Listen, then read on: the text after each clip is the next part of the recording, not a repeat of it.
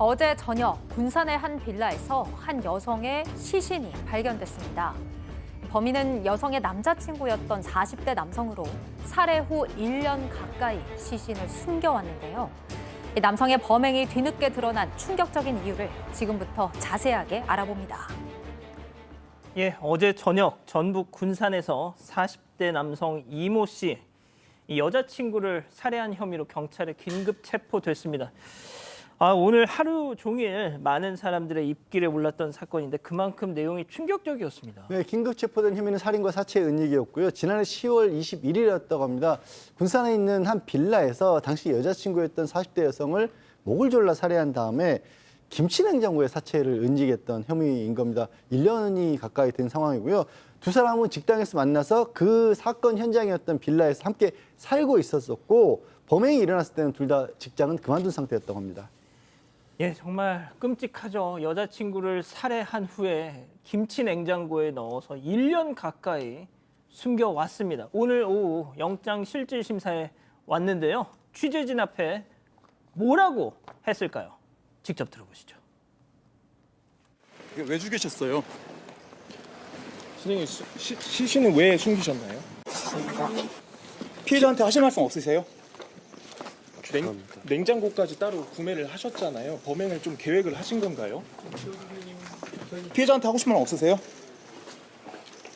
죄송합니다. 피해자한테 미안하지 않으세요? 지가 무슨 말을 하겠습니까? 입이 100개라도. 박 변호사님. 네. 경찰 조사에서는 뭐라고 또 얘기를 하지 않았을까요? 자, 범행 당시에 왜 이런 행동을 했냐라고 했을 때 주식 때문에 수천의 빚이 있었다고 합니다.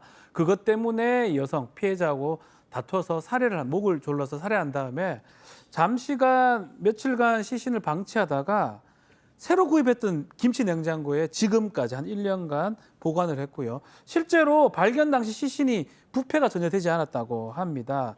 살해 후 지금까지 특별한 지급은 없었고요. 주식 투자도 하면서 또 피해자 카드를 쓰거나 피해자 명의로 대출을 받아서 사용을 했다고 합니다. 예, 들으신 것처럼 김치 냉장고에 시신을 1년 동안 방치했음에도 불구하고 부패가 되지 않을 정도로 정말 꽁꽁 얼려 있었던 상태다, 이렇게 지금 전해지고 있습니다. 그리고 피해자 카드 등에서 무려 6천만 원을 훔쳐다가 이자가 썼다고 하더군요. 자, 그런데 이렇게 시신을 잘 처리했다고 해도 피해자 가족, 유족에게는 숨기는 건 쉽지 않았습니다. 1년이 다 되도록 이렇게 속일 수 있었던 이유, 체크포인트 짚어보죠. 피해자 행세. 자, 어떻게 피해자 행세를 했다는 거죠? 네, 정말 이렇게 잔인한 행동을 심지어 그 여성과 함께 살고 있던 빌라에서 범행을 저질렀습니다.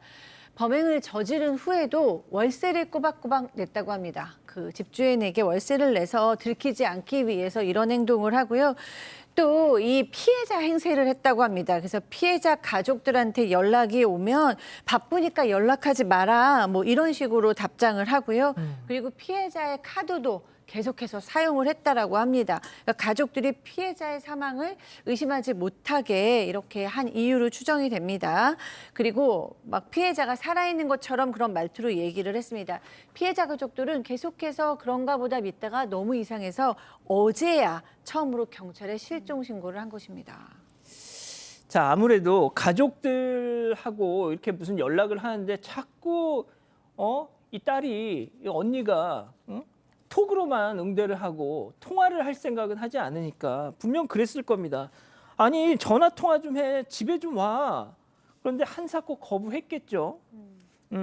그러다 보니까 결국 이 피해자의 여동생이 우리 언니가 좀 이상하다, 왜 이렇게 통화를 거부하고 톡으로만 대화를 하자고 하는지 모르겠다, 뭔가 낌새를 눈치채신 거죠. 그래서 실종 신고를 경찰에 했습니다.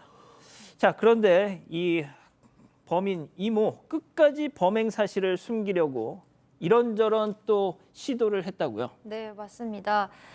실종 신고를 받고 경찰이 바로 피해자의 연락처로 전화를 했습니다. 남성이 전화는 받지 않고 이제 문자 메시지로 지금까지 해왔던 것처럼 답장을 보낸 거예요.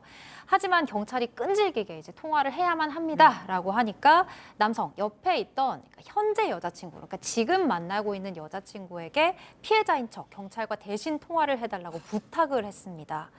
직장에 있어서 통화를 할 수 없다고 대답을 하라고 지시를 했다고 해요. 하지만 경찰, 실종 신고는 대면하지 않으면 종결할 수가 없다면서 계속 직접 얼굴을 봐야 한다고 했습니다.